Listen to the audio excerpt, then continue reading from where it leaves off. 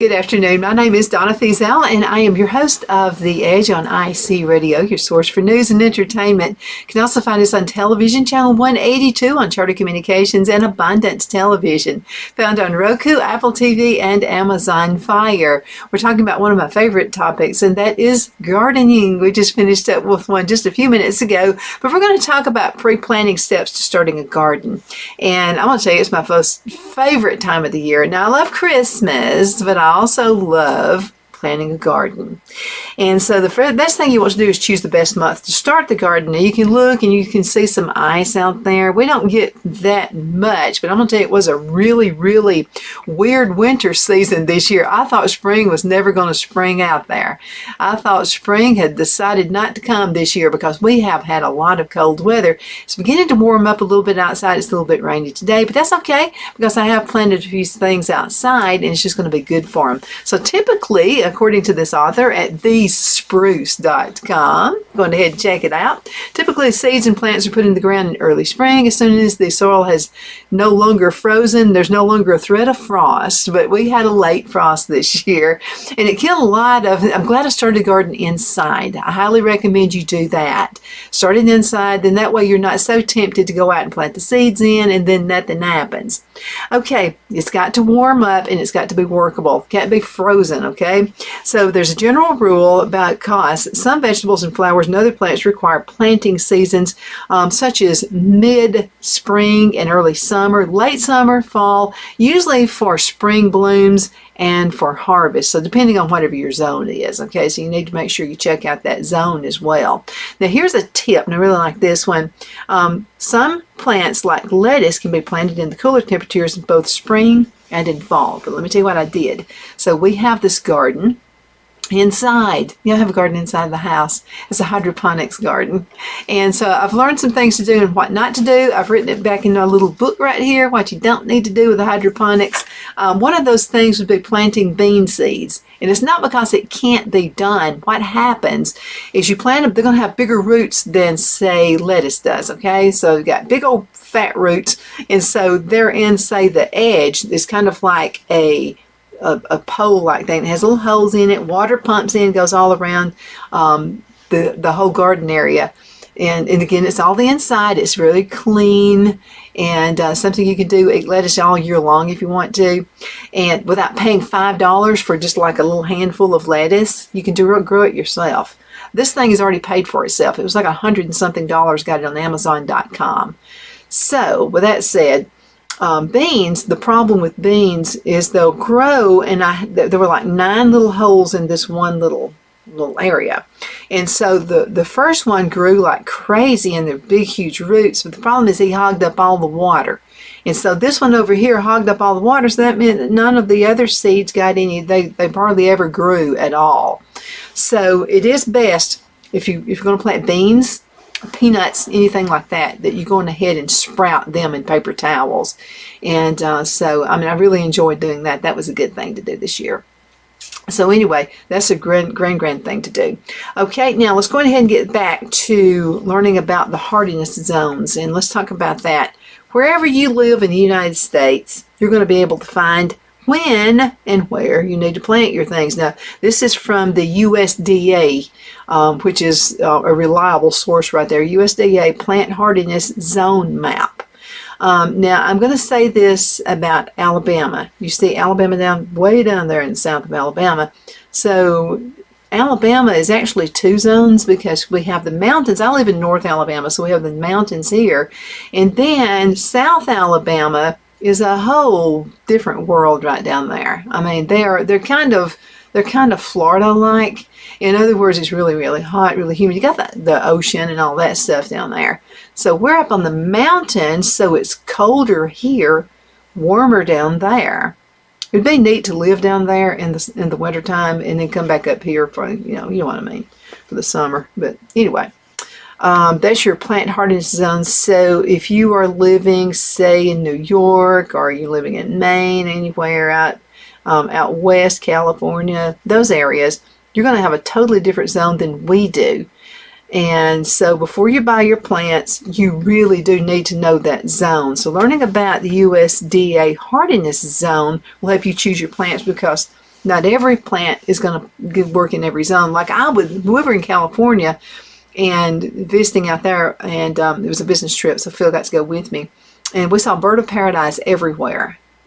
I can't grow bird of paradise here. I just wouldn't be able to. But it's like it just grew I bet they just throw seeds out and they grow. I bet you don't even have to plant the things.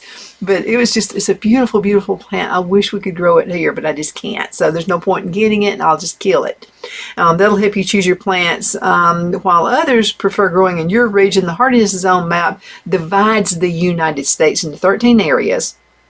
And plants are assigned zone numbers based on their tolerance to cold temperatures. Okay, for example, a plant rated cold hardy in zones 7 through 9 would not survive in a colder zone 4. Okay, so that's just the way it goes.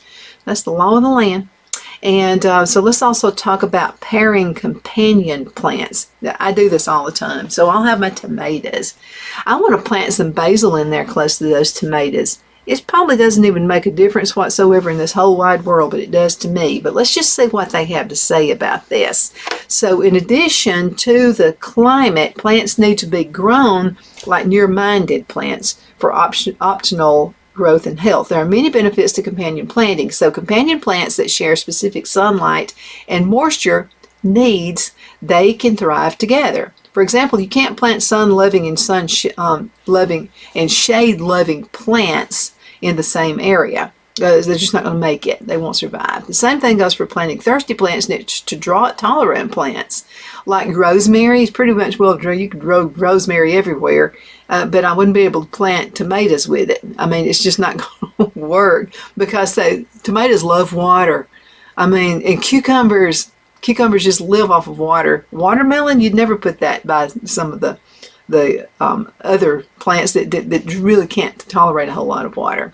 You'll either be giving one group of plants too much or too little water. The other group just won't survive. So companion planting for vegetables and for herbs can seem like a science. Some plants are placed next to each other to control insects. That's why I like to put herbs in with some of my vegetable garden. Or pull nitrogen from the air to help the soil for surviving plants. And it's helpful to refer to charts, okay, that have taken the guesswork out of that process. You need to decide whether you're going to have a raised garden or if you're going to have an in-ground garden. I love my raised gardens. I got to tell you, it's because of where we live. We get a lot of rain and it's not good drainage. Dr. Coe, who lives in Collinsville, Alabama, said the old farmers were kind of laughing at her because she buys this land. It's nothing but rocks and trees and stumps and all this kind of stuff. But she made it work. And she made it work by using raised gardens. Now, also on our land, we have a lot of rocks. Now, it works good for cattle, okay? So grass grows real good for cattle and, different livestock out there. But in my yard where I want to have, we have about 2 acres, 2 houses with 2 acres on them. And so the whole backyard is beginning to look like the botanical gardens because I've learned how to root plants and things like that. And I've learned to divide, and which is a good thing to do. And so the deal is if I plant those into the ground and we have a big heavy rain, it's going to flood my tomatoes. So I started using concrete blocks. You've heard me talk about that before. And so last year when everybody was losing their tomatoes because we had all this crazy rain that came in, and then a drought, rain then drought, I was able to control the water because of the concrete blocks. I started out with get the big ones, the 16-inch ones, and there are 2 holes, so they're pretty big holes. And I had some really, really good tomatoes last year. But I think, first of all, we have bees, and the bees are just buzzing around all over the kingdom come. And then not only the bees, but then also I really think it was controlled water because I've had a really hard time raising, tomatoes since we've moved down here. It's either been too hot or too cold. And then that sand we have some clay, but not a lot. You need to get a soil test done also so you can know, what you need to plant and how you need to fertilize and that kind of thing. And the pH balance and all that is known by whatever type soil you have. There are pros and cons to raising bed gardens and indoor gardening. So raised bed gardening is the opposite of in-ground gardening because it involves growing plants in soil that's higher than ground level, whether it's done in containers or frames made from wood.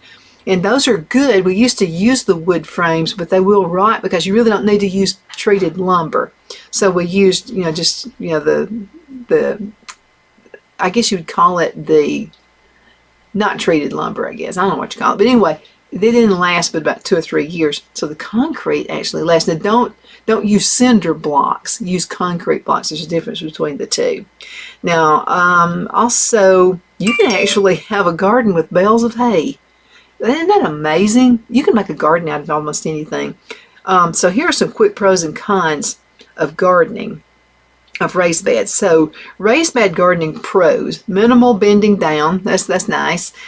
Good for small spaces. Fewer weeds. Now you're going to have some because a bird's going to fly over and they what on your raised garden. It's going to happen. Okay, birds don't know to stay away. So you're going to have some weeds, but it won't be anything near like you'll have if you plant the garden. Okay, and also you won't have as many pests, and that's really awesome. Keeping the soil, it also keeps that soil, I think, more healthy. Now, raised bed gardening cons: also more watering may be necessary. It takes time and money to design, build, and maintain. That's a con. Now, an in-ground garden pro: lower watering needs. Unless you have a flood, can't do a thing about that. Less time and money to plan on maintenance, no construction needed. Now, in-ground gardening cons: takes physical toll on you bending down, more weeds and pests, and the soil can become contaminated. I just kind of noticed that as well. Okay, we've got to go into a commercial break, and we shall be returning in just a few minutes, so y'all hang in there.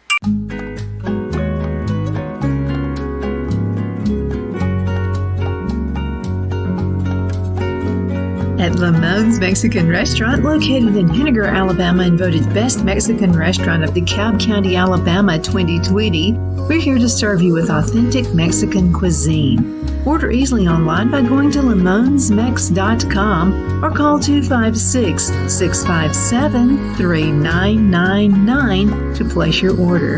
We're open Sunday through Thursday 11 a.m. to 9 p.m. and Friday and Saturday 11 a.m. to 10 p.m. Whether you're celebrating a cozy date night for two or a celebration for a crowd, at Lamone's you'll love our atmosphere and friendly servers. Thank you for dining with Lamone's Mexican Restaurant.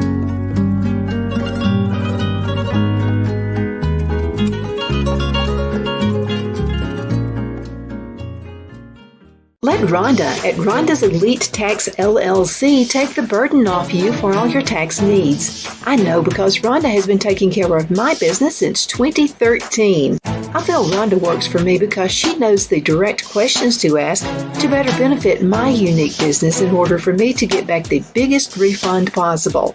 Rhonda is an ongoing student, and she knows tax laws are in a constant change every year.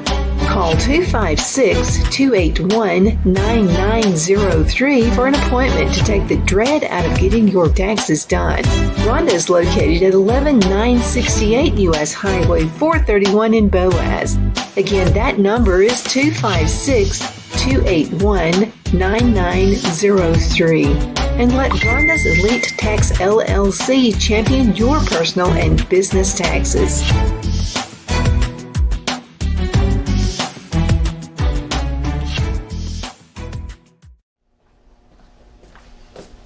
Are you ready? We all wonder what tomorrow will bring, but the future lays itself at the feet of the prepared and surrenders to the will of the persistent. It's not easy, but today shapes you so you can shape tomorrow. With Northeast Alabama Community College, when the future asks if you're ready, you can answer yes. Begin your future at Northeast Alabama Community College. Hello, I'm Mike Lindell, and my employees and I want to thank each and every one of you for your continued support. With everything going on right now, your rest is so important. That's why we're having the biggest MyPillow sale ever. Not only are my bed pillows as low as $19.98, but you can get the best body pillows ever. Regular $89.98, now only $29.98. Take your rest on the go with our Roll and Go Anywhere My Pillows for only $14.98. And we have our new couch and accent pillows. They aren't just for looks. They have My Pillow's patented adjustable fill that gives you that amazing My Pillow comfort. In this economy, you get the best gifts ever for the best prices ever. So go to mypillow.com or call the number on your screen. Use your promo code and you get deep discounts on body, couch, bolster pillows, and so much more, including my original bed pillows for as low as $19.98. Please order now while quantities last. Donna's Designs offers a line of handmade memorial, wedding, and keepsake jewelry that launched back in 1970. I'm a self-trained jewelry designer, and I will work closely with you to create unique designs you can love and treasure for years to come. Whether that be flowers that were used in a funeral arrangement or stones you found on the beach at a memorable trip, call me at 256-659-4319, and let's think of the possibilities. Jeff McCurdy of the McCurdy Law Firm has been a public service of this area for over 10 years. McCurdy, a member of the Henniger City Council, serves as prosecutor for the town of Sylvania and was named public defender for the city of Rainsville. The McCurdy Law Firm is located at 17326 Alabama Highway 75 in Henniger to better represent his Jackson and DeKalb County clients. If you need to be represented by a true public servant with proven success, call Jeff at 256-996-8701 or send a private email to mccurdylawfirm@gmail.com. No representation is made that the legal services performed is greater than the legal services performed by other lawyers.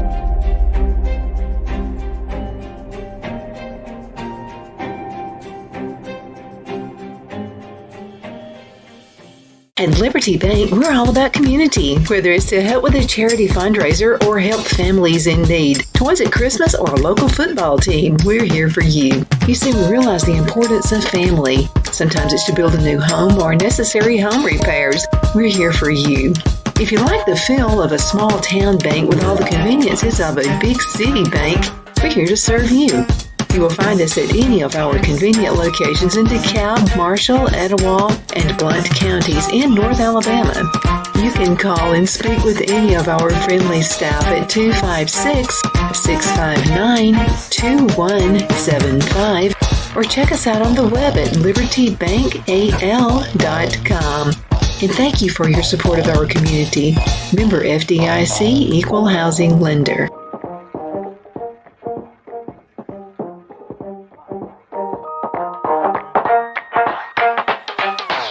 Okay, we are back. My name is Donna, and I am your host of The Edge on ISC Radio, your source for news and entertainment. You can find us on television, channel 182, on Charter Communications, and Abundant Television, which is found on Roku, Apple TV, and Amazon Fire. We're talking about gardening, and this is from a website called thespruce.com, thespruce.com. So consider vertical gardening, and I'm going to show you a picture. This is pretty amazing.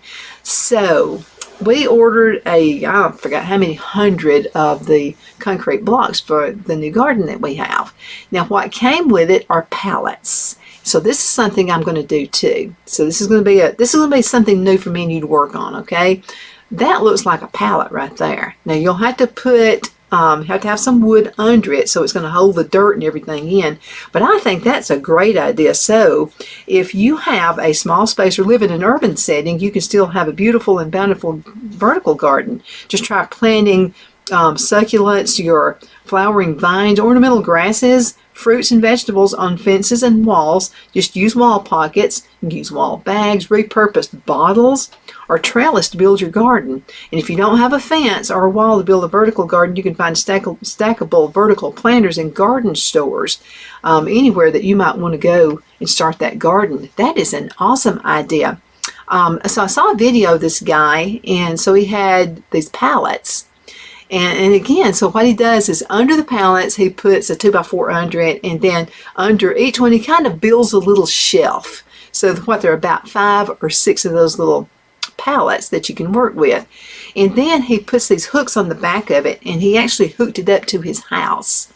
And so he actually had tomato plants growing out of it. Probably not the great big huge tomatoes. I would think those little, we call them little tummy toes, little tiny garden tomatoes, you could probably grow those out of that. And any of your herbs are going to grow and do wonderfully out there. So we're going to try that. That's going to be a goal for me and you to work on as well. And so let me make sure I'm keeping up with what time it is. Okay, now number 6 down here. This is to remove some grass if necessary.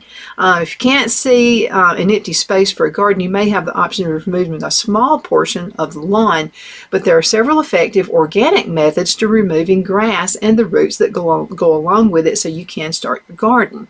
Now, one thing you can do is sheet mulching. Now, that involves laying down an organic material such as a newspaper or unwaxed, and also make sure this is important, it's got to be unwaxed.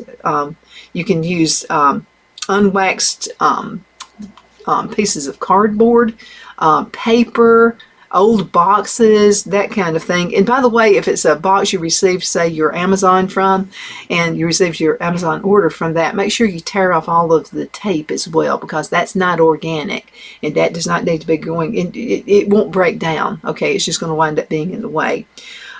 So this is what Phil has done, and I'm going to take some video out there so you can see what I'm talking about, and we'll do another video about this. So out where the strawberries were, I transplanted some of the strawberries to another area because I wanted them to grow on white plastic. And white plastic is important because what it's going to do, any bugs and stuff that grow, they'll usually grow under the leaves. So if you've got that white plastic kind of blinds them and they'll fall off. And they're not going to stay. You're going to have a much better garden this way. So anyway, 2 things we've done. Went on ahead and transplanted some of the strawberries out to another area of the farm. And so Phil is getting this other garden ready for next year. So he went on ahead, and you kind of do this lasagna layer to this. So he went on ahead and put down some cardboard. Again, can't have wax or anything like that on it. He's already put that. Now, he went on ahead and dug weeds and stuff up first.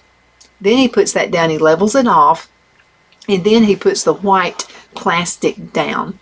And so we have some rocks and some blocks and things like that holding it. So what's going to happen is all this summer season and all this winter season, that cardboard that's down there and any of the brown paper bags and stuff like that, those are going to break down. They're going to get into the soil, and it's going to be really, really rich. It's going to be a nice, nice garden.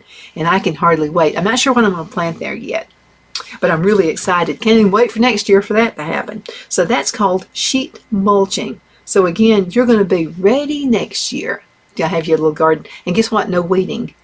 And then we'll leave the sheets down there. So we're going to leave the plastic down there. And what we'll do is just dig little holes. And then we'll put whatever plants we want down there. But another good place for anything that's low bearing would be good as well. Anything like your strawberries and stuff like that grow really well that way.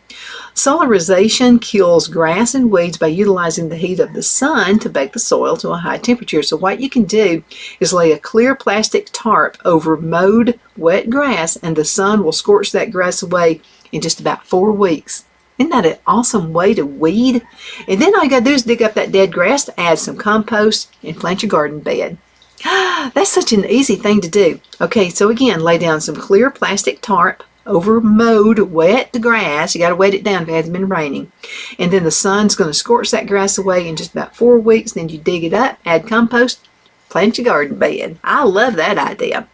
Okay, manual remover of grass is a lot of work and very effective also. So softening turf by moistening the lawn a day or 2 before removal. Use a sharp space right there to cut small sections, and then you're going to slide that spade down there. Okay, see, kind of like what he's doing right there. See, there's a shovel going down right there. So you'll have a large area of grass to remove, and you can also rid one of those side cutters from a home improvement store. Now, I have a tiller. It's kind of frowned upon using a tiller every single year for season. Okay, but I've got my tiller. Man, I feel like I got some stuff going on when I'm using that tiller. But what I like to do is, like Phil did at the side of the yard where we dug up where the strawberries were. And so he used the tiller to go ahead and plow that down. But we're going to have some really good dirt there again because he put Yeah, he put the cardboard down, so that's going to work out really well. Okay, now what we want to do, and make sure I got enough time, and I do. Okay, so we talked about optimizing, we talked about removing grass where necessary. So let's talk about optimized garden soil. So healthy soil is the foundation that makes any garden a success, and most plants have an optional soil type in which they do thrive. So common issues with soil that can affect the health of your plants do include the following: nutritional problems. Plants derive from all their nutrition from the soil that they're planted in. So perform a soil test on your garden bed to determine its nutritional content. Now, if the results suggest a deficiency, you'll need to add the necessary amendments to remedy the problem. I would suggest you also go to your county extension office, and every county in the whole United States has this. And ours just happens to be Auburn, Alabama. We're in DeKalb County. And you can go by the extension office in Fort Payne, Alabama, if you're listening locally. And you can grab the little soil test. It's like a little envelope, little box. And so you'll dig up soil in different parts of your yard. And then just make sure just different areas and put that in there. And also there will be a little place, I know in Alabama it's probably that way everywhere else because it's USDA. And so there'll be an area like if you're planning on using this for maybe trees, or you're planning on using it for a raised garden area, or you're going to plant corn, you're going to use it just for flowers. You need to let them know what you're going to use it for, and then that way they can give you the correct analysis. Okay, so make sure you check that out. Okay, now incorrect soil types. Okay, well, let's talk about incorrect soil pH. Soil pH affects the plant's ability to absorb nutrients, and some plants can tolerate a range of soil pH levels, from acidic to alkaline, but soils that are too acidic or too alkaline can adversely affect the plant's growth and productivity. A soil test can determine the pH level of your garden soil. Also, incorrect soil type refers to the texture and composition of the soil. For instance, some soil contains too much clay, causing drainage problems. Now, if soil is too sandy, it drains water before the plant roots can make use of it. It does not contain enough organic material to provide the right level of nutrition, so it's important to know the type of soil in your garden bed so you can mend it accordingly. And that's what we did. That's why we had the soil test done. Furthermore, no matter how healthy your soil is, you can't go wrong adding compost to it when you first start a garden. Work the compost into the soil with a rototiller or manually with a garden pitchfork, and then rake the ground level to prepare it for planting. You do not need fancy compost bins to make compost. Once you have grasped the basic concept of layering, the lasagna method, layering organic materials and providing just the right amount of moisture and air, composting is really easy. So tiny natural organisms will quickly turn organic waste into the most nutritious soil additive available. And I'm going to tell you what, you can't buy it that nice. So it's a super, super awesome way to do your gardening. Okay, we're going to have to give it a day. Thank you so much for watching The Edge on IAC Radio. I'm going to have product 2 coming up after this one, so you'll see a section 2. But thank you so much for watching. You can find us on television channel 182 on Charter Communications, Abundant Television found on Roku, Apple TV, and Amazon Fire. You can listen on our radio station, iacradio.media, and the podcast right there, netnewsnetwork.net. Make sure you check that out as well. Again, thank you so much for watching. You are awesome, and I hope you've learned something. You can send email if you have any questions or any comments, something you would like to add to gardening or any of the other contents of our shows. You can send that to Donna at donnasedge.com. Donna at donnasedge.com. Again, thank you so much for watching. I'll be seeing you a little bit later.